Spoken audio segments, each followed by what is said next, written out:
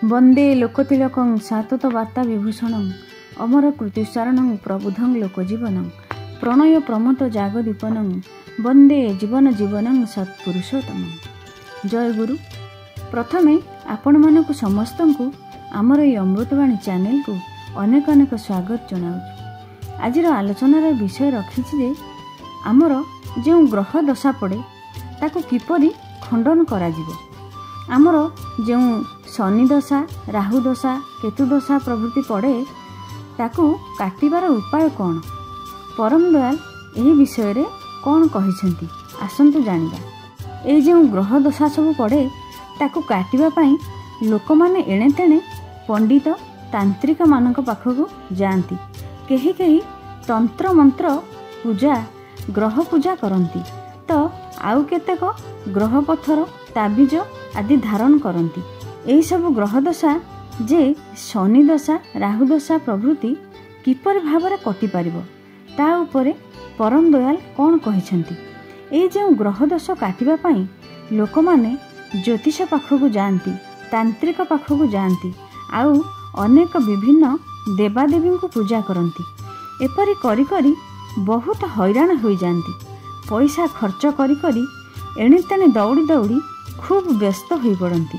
परम दयाल श्री श्री ठाकुर कहिसेंती जे प्रत्येक जिनिसर गोटे कार्य कारण संपर्क अछि एवं एई जे कार्य एवं एई जे कारणटाकू आमे जदि खोजी पारिबा तेबे किंतु एई प्रॉब्लमटा आमर सहजरे समाधान होई परिबो। एई जे ग्रह दोष सबु किंतु आमर कर्मफल नहीं भोगिबाकू होई थाए। परम दयाल किंतु एई जे ज्योतिष शास्त्रटाकू एक बार वैज्ञानिक रूप देइछंती, वैज्ञानिक भावे व्याख्या करिसेंती। ज्योतिष शास्त्र शिखी गोटे ज्योतिष केन्द्र खोलिछंती जे गुरु किंकर पांडे। आ ज्योतिष केन्द्र पाखरे गोटे बोर्ड रे बड़ बड़ अक्षर लेखा अछि श्री श्री ठाकुर को बाणी। ज्योतिष धरे करते जे जाए बाचा बाढ़ारे किष्टिमात जीवन चलाए खाबी खेर हये थाके धूलिसात। अर्थात ज्योतिषं को धरी अर्थात ज्योतिषंकर कथारे जी जीवन परिचालित करे जान तार जीवनटा धूलिसात हो जाए। एटा अद्भुत एक घटना। यही प्रसंग रे एक घटनार उपस्थापन करुछि। प्रोफेसर पंचानन सरकार खूब पंडित लोक श्री श्री ठाकुर को दर्शन करने को आसीछंती। श्री श्री ठाकुर को तो अनेक लोक दर्शन करने को आसंती। तेणु प्रोफेसर पंचानन सरकार तांको पुओ को धरी आसीछंती। श्री श्री ठाकुर कहउछंती जाओ तुम पुओ को आश्रम बुलेई देखाई दियो। पंचानन सरकार दा आश्रम सारा बुली बुली विश्वविज्ञान केन्द्र, तपोवन स्कूल, चिड़ियाखाना प्रभृति सबुगुड़ा तांको पुओ को देखाइले। सबु देखि सारला परे पंचानंदा पुओ को पचारुछंती, अच्छा तुमे तो आश्रम सारा सबु बुली देखिलो, तुमको सबुठारु बेसी कौन भल लागिला? पुओ कहिला मोते सबुठारु बेसी भल लागिला चिड़ियाखानार सेई बादुड़ीटा। पंचानंदा रागिगले कहिले अच्छा तते एते जिनिस बुली बुली देखाइली, श्री श्री ठाकुर को देखिलु तते किछि भल लागिला नहीं, आउ एई बादुड़ीटा तते भारी भल लागिला? खूब रागी करी पुओर कानटा जोर रे मोड़ी देले। कानटा पूरा लाल होई गला। तापरे पुओटा कौन कला ना रागी करी कांदी कांदी चलीगला। तापरे पंचानंदा श्री श्री ठाकुर को पाखरे पहुंची कहिले ठाकुर आज से पिला को एकाथरे देइछि ता कान मोड़ी। श्री श्री ठाकुर पचारले काहेकि कौन हैला?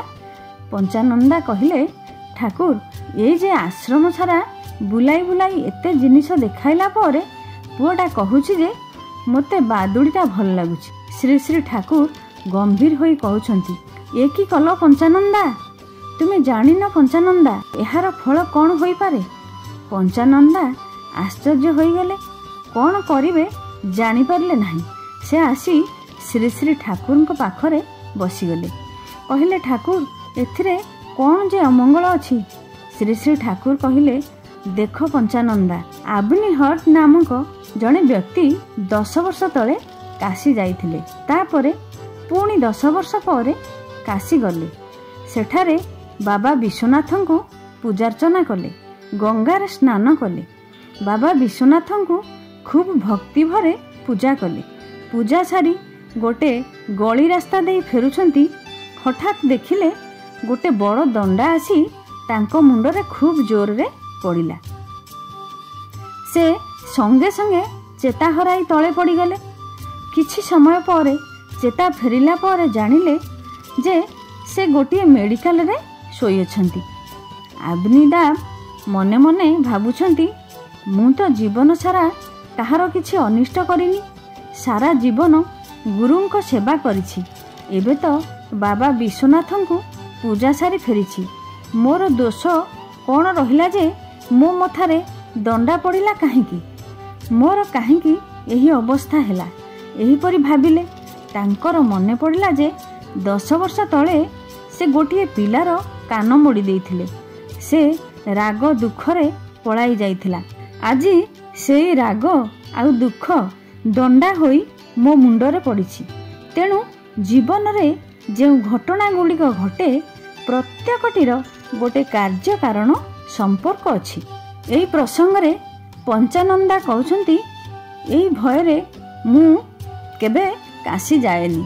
परम दयाल श्री श्री ठाकुर जो दंडार बाड़ी कथा कहछंती, से घटना काले मो सहित घटियो बोली मते बहुत डर लागे।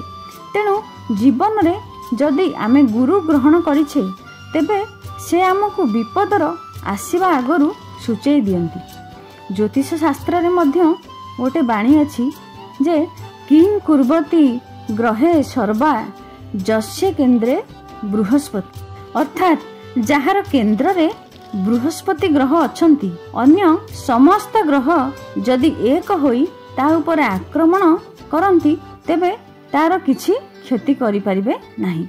बृहस्पति को गुरु कहा जाए। बृहस्पति गुरु सबु समय रे रक्षा करंती। सही परी गुरु को जदि जीवनर केन्द्र रूपे ग्रहण करिबा, जीवन रे सबु दशा से ही काटिबे। परम दयाल श्री श्री ठाकुर सेथिपाई कहिसेंती जे तुमे नामर कोडटा जोड़ी दियो। नामर कोडटा जोड़ी देले आमर चेतना ज्ञान आउ विवेकर उदय हुए। आम भितरे थिबा वृत्ति गुड़िक नियंत्रित होई परिबो। जेहेतु आमर कर्म द्वारा आमर ग्रहटा को आमे निजे निजे डाउन करिछे। ज्योतिष गुरु किंकर पांडे भी सही कथा ही कहिसेंती। तांको पाखकु जनैक व्यक्ति आसीछंती जे तांकर ग्रह खूब नीच स्थान रे अछि, जे तांको किछि ग्रह पत्थर देबे, किछि पूजारुजार व्यवस्था करिबे ग्रह दोष काटिबा पई। किंतु पांडेदा तांको कहिसेंती, तुमे दीक्षा ग्रहण करिछ ना, जाओ सेई परम पूज्यपाद आचार्य देवंक पाखकु, सेठारे बसी नाम करिवो। श्री श्री ठाकुर जो विधान देइछंती सेई विधान मते चलिबो, ताहाले तुमर किछि हेबनी। परम दयाल श्री श्री ठाकुर को पाखकु जनैक दादा आसीछंती। से कहउछंती, ठाकुर मोर आउ मो स्त्री रो राहु दशा पड़िछि, कौन कले तार प्रतिकार हेबो। श्री श्री ठाकुर कहिछंती, नामर जोर बढ़े दियो, भल करी भक्ति भरे इष्टभृति कर, प्रतिदिन इष्टंकु फूल जल निवेदन कर एवं पिला छुआ समस्ते सेही जल को पान कर, सबु विपद कटिजिवो। से हेउछंती विपद तारण। तांकु जीवन रे धरिले आमर सबु विपद ग्रह दोष कटि जाए। श्री श्री ठाकुर कहिछंती, जजन जाजन इष्टभृति करिले काटे महाभीति, अर्थात जजन जाजन इष्टभृति माध्यम रे समस्त महाभीति कटि जाए। जीवनर महाभीति मृत्यु। जदिओ आमे समस्ते जानिछे जीवन अछि माने मृत्यु सुनिश्चित।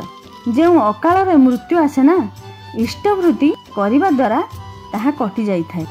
श्री श्री ठाकुर पुणी कहिछंती, इष्टे चेतन व्यक्तित्वटा मंत्रे चेतन मन, इष्टभृति रे दीक्षा चेतन, सेवाए चेतन धन। एई जदि मंत्र जप कराहुए ताहले आमे सबु समय सजग रही परिबा। सजग रहिले आम उपरे केतेबेले केउं विपद आसीबो आमे जानि परिबा। आमर कौनसी ग्रहदोष रहिबो नाही। आमे आहुरी आहुरी होई उठिबा। आम भितरे जो वृत्ति प्रवृत्ति गुड़िक जो गुड़ी कुहा जाए षड़ रिपु रिपु अर्थात शत्रु न होई बा दोष न होई बंधु हो जाए। किपरि ना तांकर प्रतिष्ठा पाई आमे जदि कार्य करे आमर जीवन चलारे सहाय होई उठे। आमे परम दयाल को धरिछे तांको निर्देशित पथरे चलिबा। तांको नाम ध्यान बलरे सबु किछु हो जाए। कुहा जाए नाम रो एते पावर अछि जदि आमे प्रॉपरली नाम करुथिबा जे नाम करिबा समय रे आम बॉडी रे एते पावर होई थाए कि आमे सही समय रे जन को जदि रागी किछि अभिशाप दे दिए तेबे सेटा ता ऊपर पड़ी जाए।